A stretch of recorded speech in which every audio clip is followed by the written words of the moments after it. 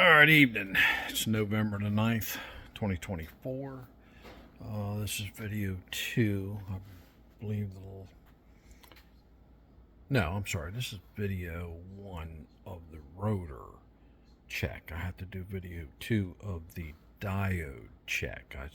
First I did a video on how to check diodes in general, and then I had to do a video on how to test the diodes of the bridge rectifier.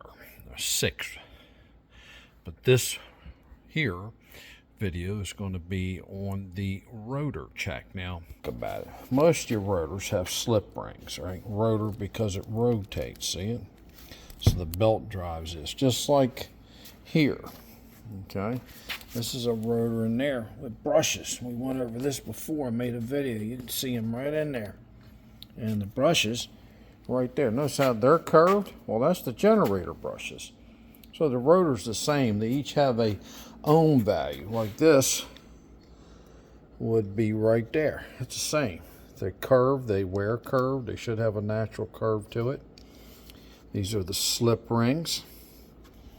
All right, so when I'm teaching you this right here, it's not this rotor. All rotors rotate. They do have brushless rotors now, but these are brushed rotors. They've been around since the conception of electrical output devices, whether they were DC generators or whether they were alternators. Excuse me. So here we go. Turn it around. Sorry about that. So basically it's a 12 volt system. It's 160 amps, but this is 185 because it has a negative diode set on it, and that gives it an extra 25 amps actually. But the rotor is supposed to be 1.9 to 2.1. Notice a 0.9.1. So what I always tell people is turn on your, this is a fluke, but you can use any good multimeter. Let's say you mess up the leads, you got yourself a new set of leads. So what you do is you put the leads together. Hold on. Put you on pause real quick. Okay, as I showed you before on multimeter, see how you got the little spade in there? And it's got a little indent. That's so you can grab onto stuff and test it and hold it. So we'll put these together.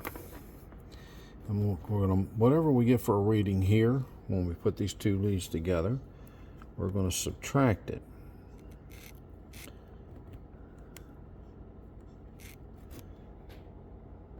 Hold on. Put you on pause again. So we're getting 0.1 to 0.2 with them together. All right, so we will subtract that from anything we take from there. So let's see if I can hold this up. Right, while I get that in the picture. There you go. Let's see if that'll hold up there now. So I had to clean them up, the slip ring. So I'm going to measure from there to there, get a nice reading. I'm getting 2.7. Let's see if I can get that in there for you. Hold on.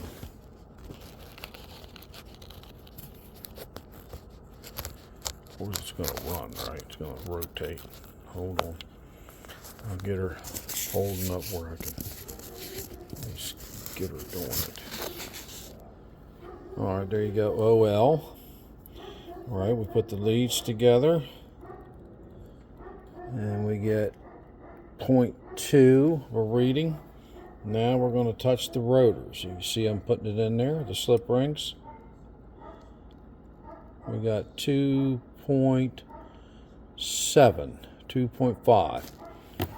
All right, so we go over here, 1.9 to 2.4. We subtract that 0.2.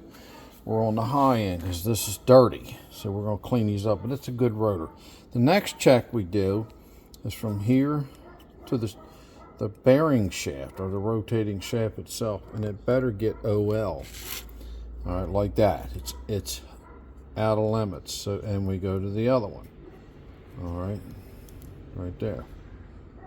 Like that, and like that, and like that. All right, so that is deemed a good rotor. Now remember, all your alternators out there are generators. The farmer's hauling something there. All your rotors, whether they're on a generator, diesel or gas, or an alternator, the rotor it spins, it has to have a spec, and it can't be shorted to the shaft or the casing or that. All that's connected together, this and this. That's your magnetic field, the north, south, all the way around.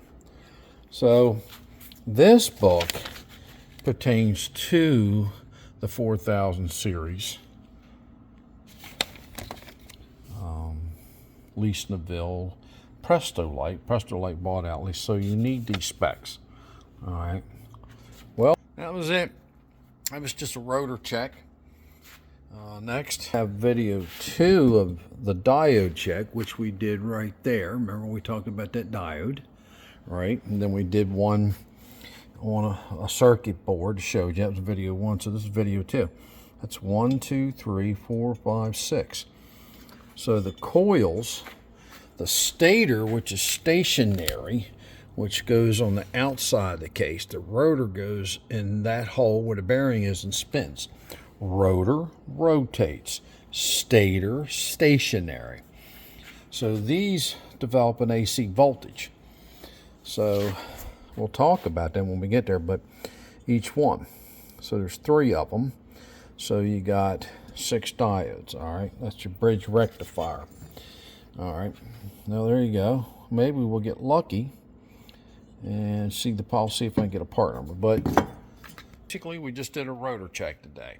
All your diode checks are the same. On any diode out there, regular circuit rectifier. Now, this is any of your diode. We'll get into that later. But, well, hopefully today you learned something about, one, when you use your multimeter, ohm out your leads, because you might have bought a set of leads, damaged the lead, and you're getting 0.7, right, of an ohm. You have to subtract that, especially when you're taking a low ohm value. And these rotors go from 1.9 to 2.0.